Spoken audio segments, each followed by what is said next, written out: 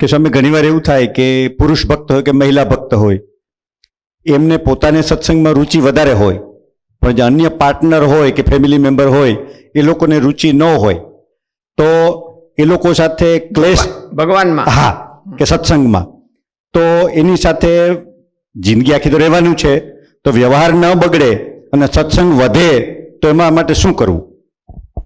ઉદારતા રાખવાની, માનસિક ઉદારતા. આપણે ગુરુ મહારાજ છે એ એવું કે છે કે મોટું ઘર કરવાથી ફેમિલી હાલતું નથી, મોટું મન રાખવાથી ફેમિલી હાલે. મોટો બંગલો કરી લ્યો પણ જો બધાને હંપ ન હોય, અને હંપ તો બધાની રુચિ તો હરખી હોય જ શકે નહીં.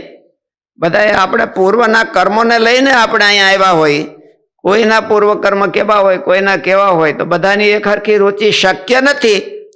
એટલે ઉદાર દિલ એ બધાને ચલાવતા શીખી જઈએ અને એને મદદ કરતા શીખી જઈએ તો આપણું ઘરમાં હંપ રહે. હંપ છે એ જે માણસ બહુ પકડી ન રાખે પોતાની જીદ, તો એ ઘરમાં જ હંપ રહે. અને જીદ પકડે તો પતિ પત્નીને પણ હંપ ન રહે. પોતાની જીદ પકડે તો પતિ પત્નીને પણ હંપ ન રહે. એટલે જે માણસ મુકતા શીખે, લેટ ગો, આપણે ગુરુ મહારાજ બહુ સરસ કહે છે કે લેટ ગો કરે એનું કાંઈ જાતું નથી, અને નો લેટ ગો કરે એનું કાંઈ રહેતું નથી. લેટ ગો કરે તો એનું કાંઈ જાતું નથી. એટલે બીજાને થોડીક, ભલે કદાચ ને ઘણી વખત કુટુંબમાં એવું બનતું હોય છે, અને અમે ઘણા ઉદાહરણો જોયા છે. પતિ પત્ની બે હોય તો એમાં એકને સત્સંગ ન હોય, એકને સત્સંગ હોય, તો ઘણી વખત એ બધા વાતો કરતા હોય, ખાસ કરીને તો પુરુષો વાતો કરતા હોય અમારી સાથે કે સ્વામી હું કોઈ દી આગ્રહ કરું નહીં, તમારે જેમ કરવું એમ કરો.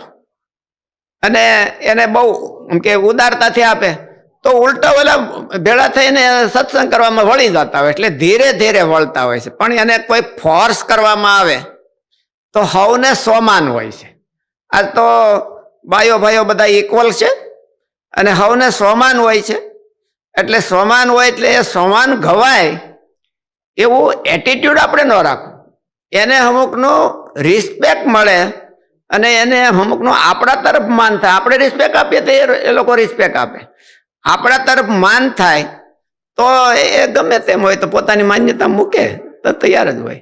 એટલે જાજુ જે ફેમિલીમાં આપણે રહેતા હોય એમાં બીજાને થોડુંક રિસ્પેક્ટ આપતા શીખવું. પોતાનો અહમ ઓછો કરીને બીજાને રિસ્પેક્ટ આપતા શીખવું હોય તો ફેમિલીમાં હમ પણ રહે અને એને પણ બધા ચાન્સ મળે અને સત્સંગમાં પણ વળતા હોય છે. એવું આપણે બહાર જઈને ઉદાહરણો જોતા હોઈએ છીએ, એના આધારે આપણે કહીએ છીએ.